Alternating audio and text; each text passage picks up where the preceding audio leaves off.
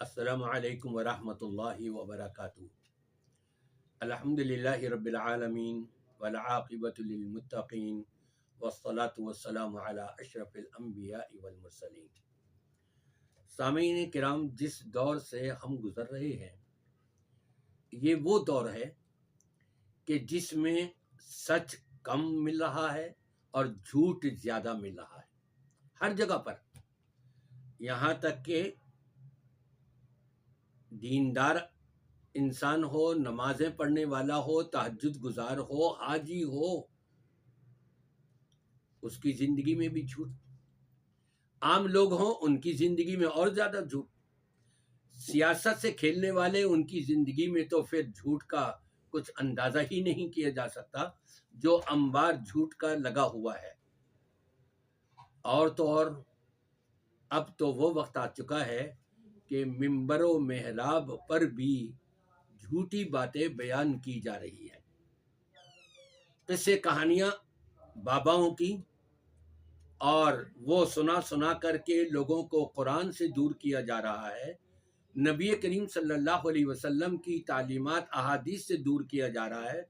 کہ لوگوں کو یہ نہیں معلوم اتنا کہ قرآن نے ہم کو کیا بتایا،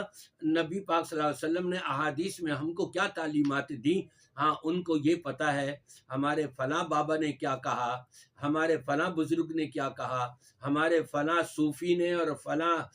داتا نے کیا کہا۔ یہ چیزیں سنا سنا کر کے لوگوں کو دین سے دور کیا جا رہا ہے، وہ وقت آ چکا ہے۔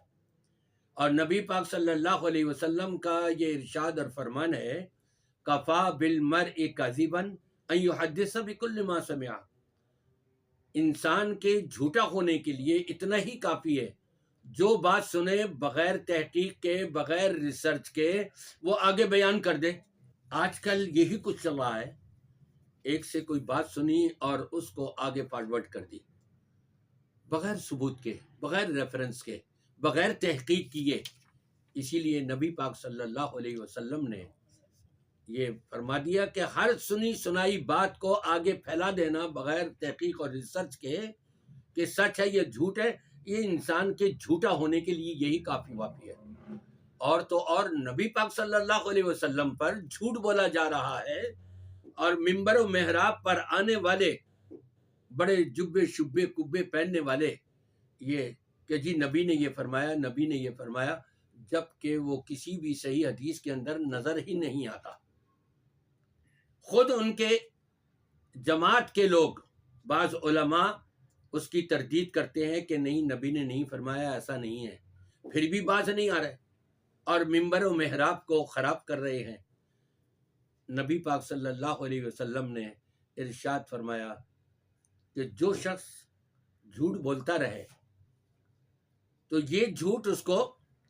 فسق و فجور کی طرف لے جاتا ہے، اور جھوٹ بولنے کی وجہ سے جو فسق و فجور اس کے قریب آ گیا ہے، یہی اس کو جہنم میں لے جائے گا۔ اور نبی پاک صلی اللہ علیہ وسلم پر جھوٹ باندھنا، یہاں تک آپ نے فرما دیا، من کذب علی متعمدا فلیتبوأ مقعدہ من النار۔ جس شخص نے مجھ پر جھوٹ باندھا،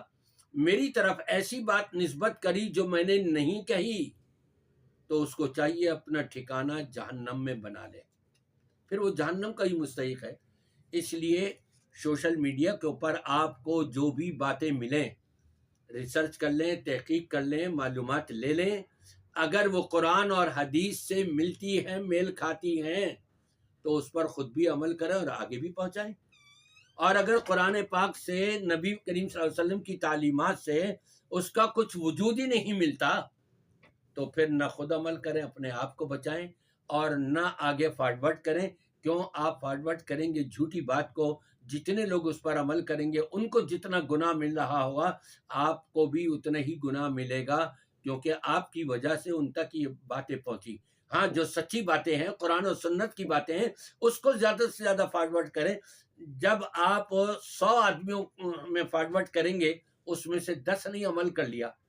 اس سچی بات پر، اس قرآن اور سنت والی بات کے اوپر، تو 10 آدمیوں کو اللہ کی طرف سے جتنا اجر و ثواب ملنا ہے، اتنا ہی اجر و ثواب آپ کے کھاتے میں اللہ کی طرف سے آئے گا، کیونکہ آپ سبب بنے ان تک یہ حق بات پہنچانے میں۔